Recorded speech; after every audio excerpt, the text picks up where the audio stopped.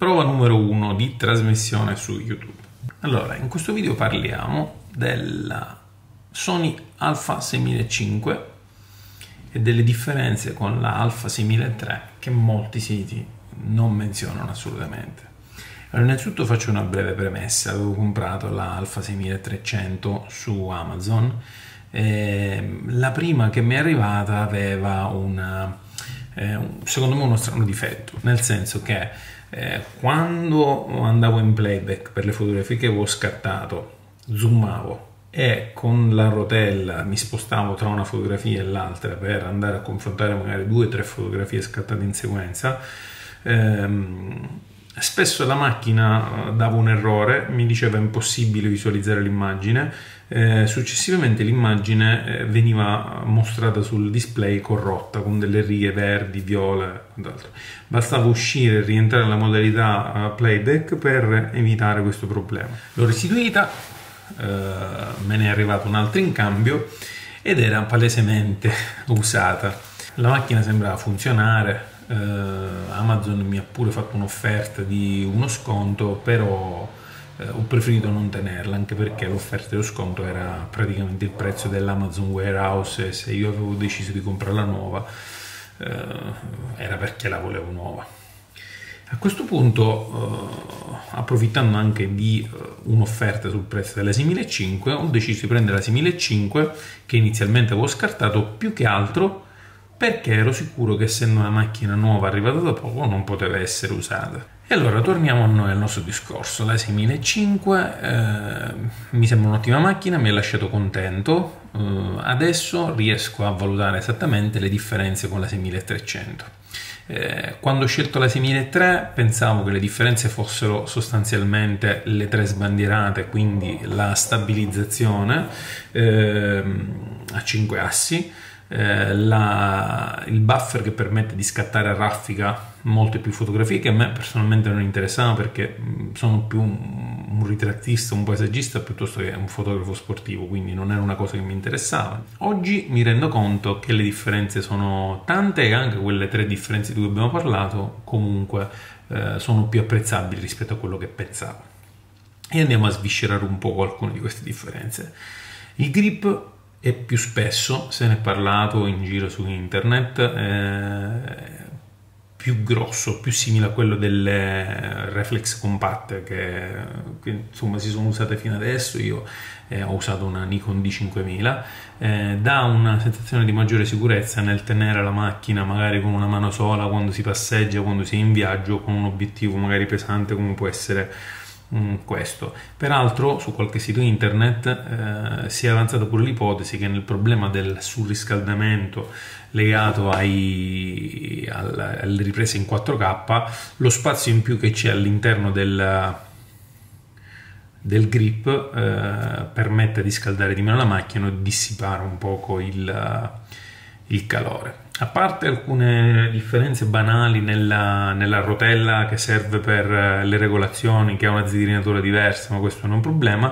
Il tasto per lo shutter, quindi per scattare le fotografie, è diverso, è posizionato in un modo diverso, visto che il grip ha una forma diversa, non ha più il tastino del personalizzabile vicino, mi sembra pure un po' più grosso e con una sensibilità maggiore. Con la 6003 a me piace lasciare la modalità di scatto in sequenza rapida per essere pronto all'occorrenza, ma con la Nikon riuscivo a tarare il dito per scattare un fotogramma. Con le macchine a questa velocità è praticamente impossibile. Pur non di meno, con questa mi viene più facile riuscire a scattare 1 o 2 foto appena in modalità burst veloce, cosa che con la 6300 non riuscivo a fare. E allora, il focus con il touchscreen è una funzione che pensavo non mi servisse, ma innanzitutto sul display che potete vedere in questo momento sul telefono, che sto usando per verificare l'inquadratura, riesco a mettere a fuoco toccando insomma la parte che desidero venga usata per la messa a fuoco. Non so se questo dipende dalla 6005 o se si potesse fare anche prima, francamente non ho provato. Comunque è parecchio comodo, sia per quanto riguarda la possibilità, quando si inquadra, di usare il pollice per spostare il punto di messa a fuoco, sia per i video o comunque per le inquadrature in live view, dove la relatività è incredibile. Toccando un punto per scegliere la parte da mettere a fuoco, devo dire, una funzione comoda, non indispensabile, però una delle pecche di queste macchine, secondo me, la disponibilità di pochi tasti per settare i comandi, spesso usati in associazione, che permettano a un utente abituato di utilizzare la macchina con una certa rapidità senza staccare l'occhio dal mirino. Con la Nikon avevo settato un pulsante vicino all'obiettivo che usavo col pollice, e in combinazione con una rotella e altri due pulsanti riuscivo a settare la compensazione del flash, l'ISO, o comunque a variare il punto della messa a fuoco mentre stavo inquadrando. Una delle situazioni tipiche è quella di inquadrare, avere il punto fissato al centro o in un angolo, il punto di messa a fuoco, e avere voglia di spostarlo immediatamente senza distrarsi. Ecco, in questo momento è fantastico perché si poggia il pollice, vai a scorrere e ti porta subito il mirino dove tu in quel momento hai bisogno che sia messo a fuoco. Sono davanti al computer, quindi se non guardo qui è perché sto guardando dentro il computer, perché per andare a esaminare quelle differenze della 6005 rispetto alla 6003 che normalmente non vengono menzionate sugli altri siti internet, ho deciso di andare in modo ordinato e di fare quello che ho fatto mentre attendevo la consegna della macchina fotografica, che era guardare l'opuscolo della Sony, dove si andavano a evidenziare alcune caratteristiche appunto delle quali non ero a conoscenza. Allora, del buffer ne abbiamo parlato, e a me non me ne frega un granché. Della possibilità di selezionare il punto di messa a fuoco con il touchscreen ne abbiamo parlato e non me ne interessa un granché. Della possibilità di usare il touchpad quando si inquadra con il mirino, di questo ne abbiamo parlato e mi sto trovando bene. Parliamo della stabilizzazione a 5 assi, di questo se ne è parlato ampiamente. Devo dire che comunque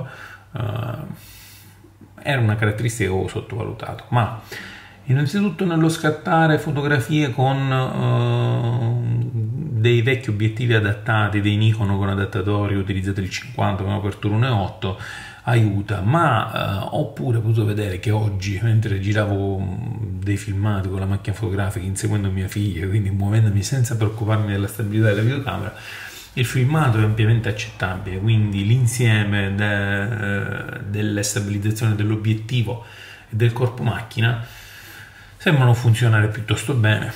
Questo insomma lo saprò capire più in là nel tempo. Peraltro ho pure la sensazione, già che parlo di questo, che la messa a fuoco con l'obiettivo adattato mi venga meglio su questa macchina rispetto alla 6300, anche perché in effetti il fatto di poter programmare 3 tasti piuttosto che 2 sembra una stupidaggine, ma si riescono a mettere in funzione determinati meccanismi per sfruttare meglio la messa a fuoco manuale, quindi l'attivazione dell'assistenza alla messa a fuoco piuttosto che l'ingrandimento. Sulla 6300 utilizzavo l'ingrandimento automatico, quindi appena andavo a regolare la messa a fuoco in modo manuale partiva l'ingrandimento, tante volte in modo fuorviante perché nella composizione magari mettevi a fuoco una parte che era sul terzo dell'immagine e invece la zoomata partiva al centro. Così si riesce ad attivarla all'occorrenza e va meglio. Se non ne parlerò, devo ricordarmi di parlare del software, che è una delle parti più interessanti che mi ha portato a scegliere questa macchina. Totalmente nuovo, molto più ordinato nelle pagine di selezione, molto più funzionale, con delle funzioni che effettivamente prima non esistevano proprio. Allora, qui si parla di New Front-End LSI, quindi un processore che dovrebbe pure essere un po' più potente. Di questo non me ne accorgo, francamente, insomma, posso soltanto andare alla cieca. E allora, funzione photo capture. Questa non l'ho ancora provata, ma è interessante e l'ho utilizzata con piacere, soddisfazione, sottovalutandola su una videocamera Sony che avevo. In pratica questa funzione permette di estrarre e salvare delle still images, delle fotogrammi di momenti decisivi. Si parla di immagini da 8 megapixel dai filmati in 4K e di 2 megapixel dai filmati in Full HD. che quindi vengono salvate. Devo ancora capire se verranno salvate in automatico dai momenti che la macchina ritiene che siano i più salienti o più importanti, oppure se si possa andare in scatto durante il filmato. Questo sulla 6300 in ogni caso non si può fare. Un'altra funzione che sulla 6300 non c'è e che su questa è stata molto implementata è lo slow and quick motion. Quindi sulla 6300 per andare a fare dei timelapse bisognava comprare un programma che non ho provato, invece i slow motion venivano piuttosto bene. Non bisognava regolare nulla praticamente. Su questa macchina si riesce di serie a fare sia dei filmati in slow motion regolando la lentezza 2x, lentezza 4x, sia dei filmati in timelapse. In pratica è un po' meno immediato, si regola i frame per second nella ripresa e i frame per second in postazione del filmato, per cui se vado a scegliere un filmato con 100 frame al secondo e una ripresa con 100 frame al secondo avrò un filmato molto rallentabile in post produzione, ma di fatto il play sarà normale, quindi a velocità normale. Se vado a scegliere una ripresa di 100 fotogrammi al secondo su un filmato di 50 fotogrammi al secondo, in realtà in play avrò una ripresa rallentata a 2x, è comunque un filmato scalabile. In ogni caso, ecco, questo permette con una fase di selezione un po' meno immediata di andare a fare slow motion e timelapse di serie senza comprare nulla. Allora, eccoci qua. Sono stati introdotti in silenzio, perché nessuno ne parla, due nuovi metering modes, cioè il modo in cui la macchina fotografica misura l'esposizione quando va in automatico o comunque dà indicazioni sull'esposizione nel momento in cui si va a scattare in manuale. Questi due modi sono highlights e la media dell'intero monitor. Highlights è stato creato per evitare che ci siano nell'immagine alcune parti bruciate o comunque alcune parti sottoesposte, quindi in automatico la macchina considera le parti che sono sovraesposte e adatta il metering. Ho provato questa funzione, tra l'altro il live view permette di rendersi subito conto senza bisogno di fare degli scatti di prova e devo dire che è interessante da sperimentare. Altra funzione bellissima,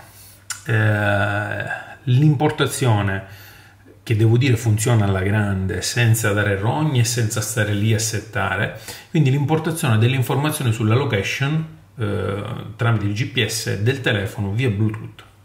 Allora, la funzione è grandiosa. Normalmente Sony fa delle cagate sul software. Qui si collega la videocamera via Bluetooth, si imposta la condivisione all'inizio, c'è una spia che ti indica semplicemente se in quel momento il telefono è raggiungibile o non sta importando queste informazioni, dopodiché vai a scattare le fotografie e, come succede su un iPhone o su un qualunque telefonino di ultima generazione, la macchina acquisisce l'informazione, la geolocalizzazione, trovandoti quindi le fotografie nell'iPhoto o in altri programmi che approfittano di questa funzione geolocalizzate. È una funzione che normalmente richiedeva di andare a utilizzare un GPS esterno e di collegarlo, quindi anche questa è una cosa che la 6300 non ha, a meno che non rilasci il nuovo software per le vecchie macchine. Ora, lo spot metering, quando si va a scegliere il metering, quindi la misurazione dell'esposizione su spot, questa può essere collegata all'area in cui si fa la messa a fuoco, sia col Flexible Spot che con l'Expand Flexible Spot. Quindi puoi scegliere anche la dimensione dello spot tra standard e large, quindi sostanzialmente fino ad adesso quando si sceglieva spot si andava a scegliere l'esposizione al centro e magari si ricomponeva la fotografia. Se io adesso ho deciso di mettere a fuoco l'angolo in basso a destra della fotografia e ho scelto di misurare l'esposizione sullo spot, sia la messa a fuoco che lo spot verranno calcolati sulla parte in basso a sinistra, avevo detto, a destra, insomma sulla parte in cui c'è la messa a fuoco. Questa cosa è molto, secondo me, utile e più funzionale rispetto al vecchio sistema.